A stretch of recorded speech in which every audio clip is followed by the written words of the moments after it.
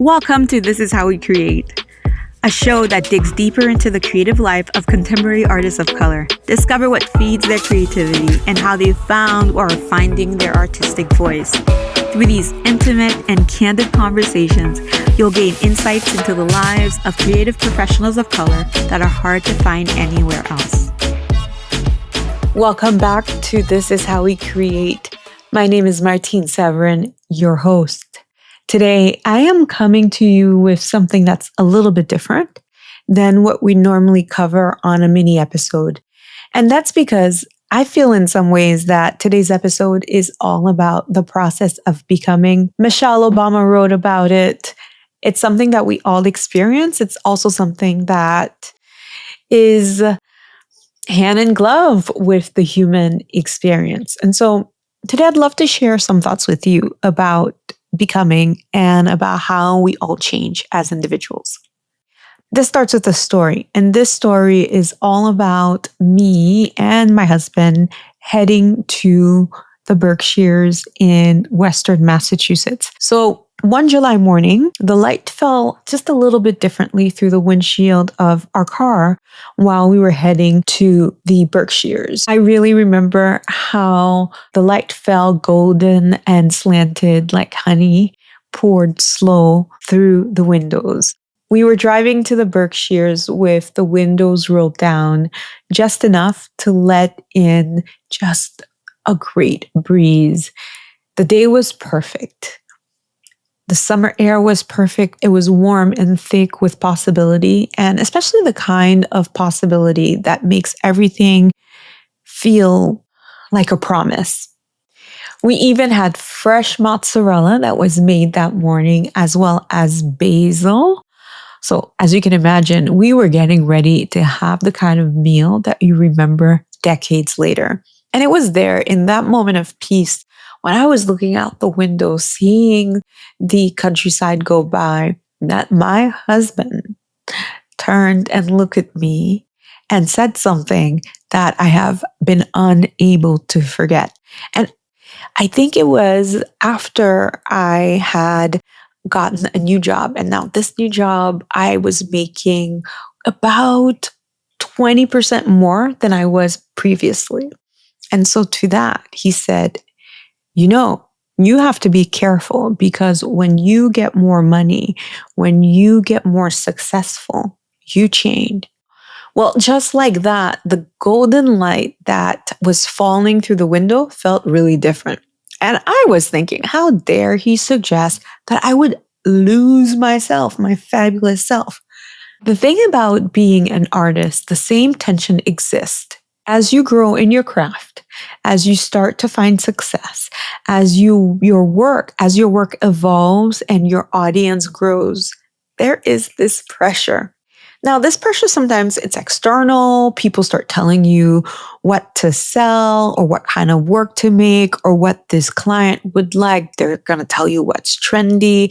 Sometimes it's that internal voice that has you wondering if you should maybe soften your edge or broaden your appeal or make work that is more palatable. And just like I did in that car, I find myself saying, I am not going to change. I'm never going to change. Ha ha. Oh.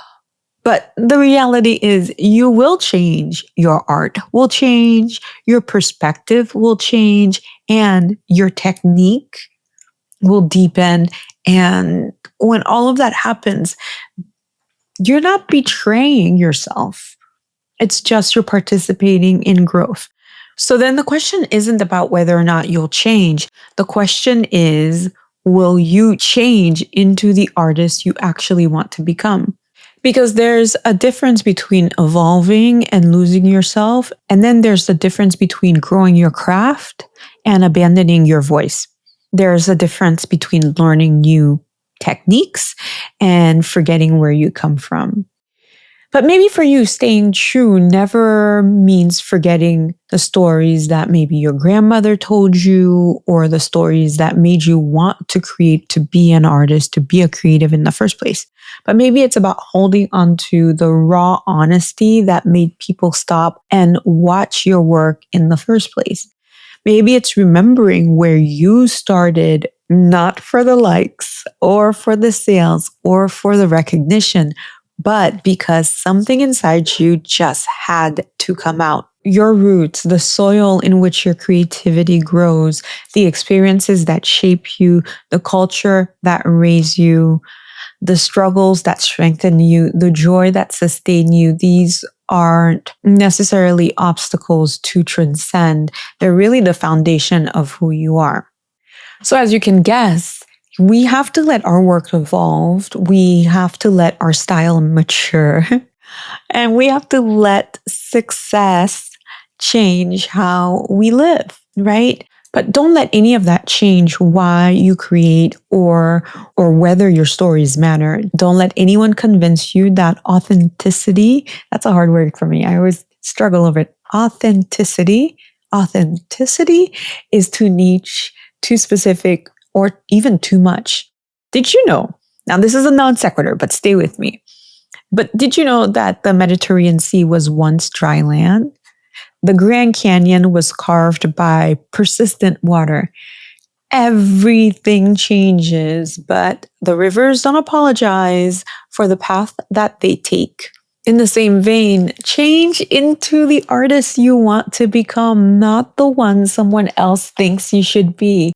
Remember who you are. Remember where you came from, and let that be the compass that guides every bold decision you make. Let it drive your evolution. Let it drive every risk you take, every bold step you take forward. Your voice, your vision, your taste, it all matters. Let it grow strong and not smaller. And stop being afraid to be you, to be exactly who you are, to be your magnificent self. That's it. That's all I have. That's all I have for you today. And I have to say, I've changed so much. In fact, I think I change every year. Every year I'm working on a new portfolio. And the other day, my sister was saying, isn't this like your 9th portfolio? It's probably my 12th, and I'm getting ready to work on my 13th or my 16th or however many it is. Because we, as artists, as we get better and better, as we become stronger and stronger, we could do harder lifts. We can do more difficult things. We could definitely do more difficult things. That's all I have for you today, friends. Thank you so much for joining me on this episode of This Is How We Create. Hi there. I have a quick favor to ask you before you go. If you're loving the show, would you mind taking a quick second to leave us a 5-star review on your favorite go-to podcast app? Here's the thing. Those reviews are like magic fairy dust. They help other creatives of color discover our show and tap into their own artistic superpowers. While you're at it, why not subscribe to our Substack newsletter, Creative Matters? Creative Matters is like a weekly dose of inspiration delivered straight to your inbox. You can find the link to subscribe in the show notes.